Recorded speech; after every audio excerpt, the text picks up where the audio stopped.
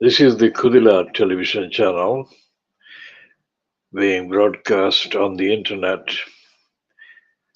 at timed at 08:50 GMT on Wednesday, 30th of Wednesday, 1st of May 2024. Wednesday, the 1st of May 2024. This is the eve of the local council elections in parts of England and the mayor election, so-called, in London, that is being held tomorrow, Thursday, 2nd of May 2024. All the comments in the newspapers and also online and in the broadcasting satellite program channel, Sky News channel, as well as on the BBC, are focusing on collective representation at the election, party-wise. There is no discussion whatsoever about the actual implication in each of the constituencies of the standard or fact of the quality of the delivery of the service that are owed to the electorate. And this has been always the case. The elections, therefore, are discredited even before they are held. And as it is reportedly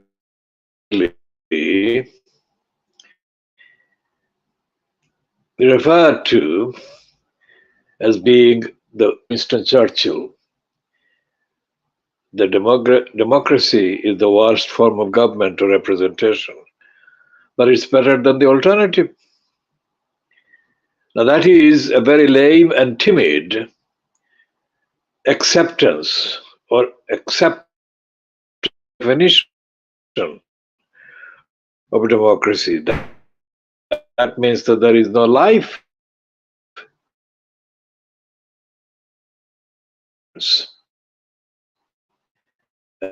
and needs of people, individually or collectively, of the constituencies or any of the areas covered by each of the elections. The election commentary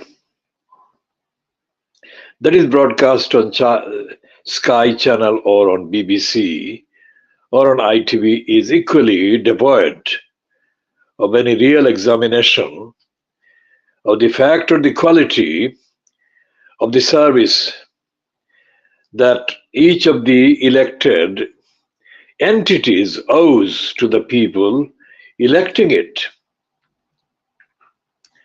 So there is a deficit, there is a default, there is an absence, there is an emptiness of accountability, even by the so-called media. And when the would-be elected post or constituency post holders get elected, the last thing they want is scrutiny of roles once they're elected. So it's an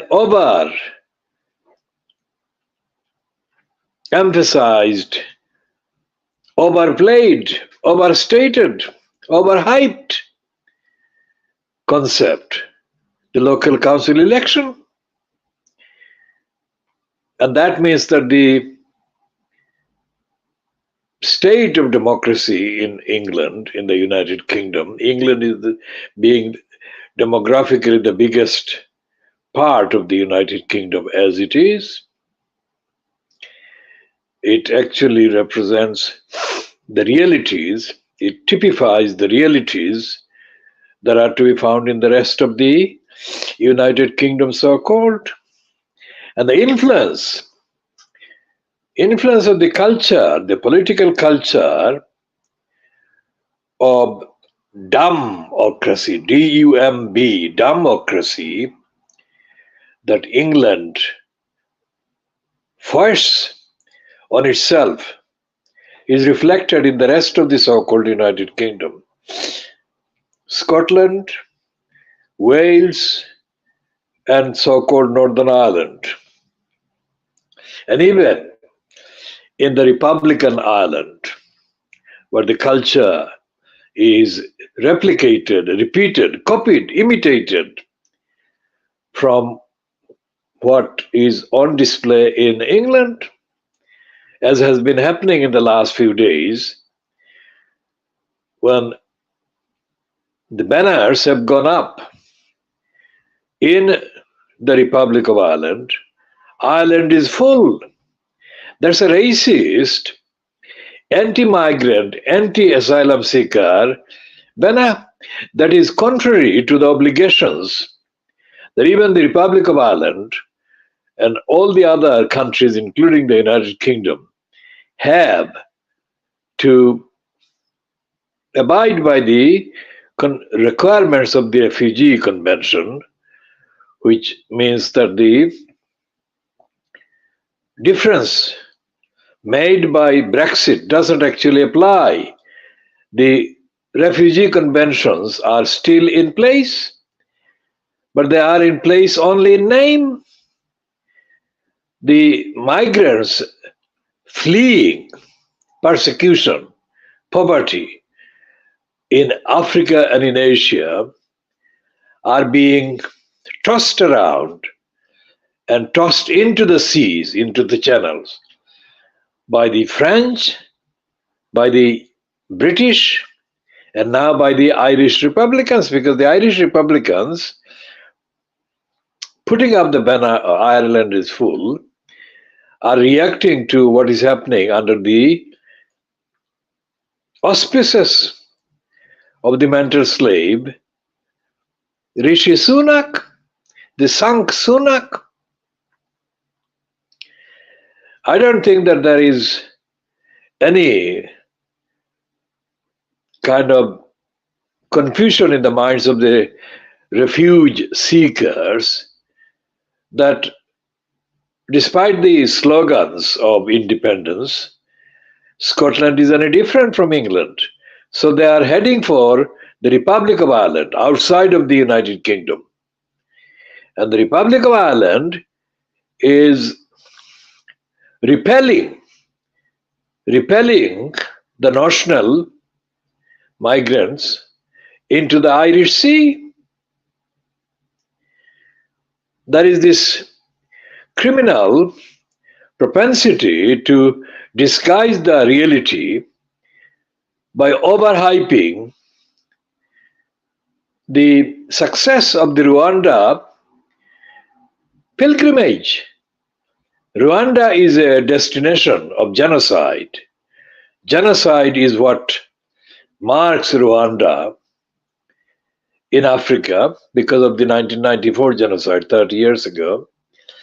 And the individual holding the post of prime minister, head of state or head of the government in Rwanda is implicated very heavily in the genocide and the narrative and the agenda and the purpose of the 1994 genocide in Rwanda. And yet this man is being paid. His regime is being paid millions, hundreds of millions of pounds by the sunk Sunak, turning Rwanda, the genocide country, into a destination of pilgrimage. It's a new religion based on evil that the British have actually created, the British government, the British state, the British media. And the media, pretending to be critical of the Rwanda plan, doesn't really go quite the distance of telling the truth of the devastation that Rwanda is for the ordinary people of Rwanda. And it is both a genocide capital, genocide entity, and also a society that has been turned into prostitution, collective prostitution being made open to the punter that is the United Kingdom state. And yesterday, Tuesday, the British media reported that more than half or almost all the people that have been designated by the UK Home Office for consignment in Rwanda have disappeared. So Rwanda is not going to be a success in any case, whatever the results of the elections tomorrow and whatever the results of the general election that is due to be held before the end of this year, or probably before the end of January at the latest, the January 2025.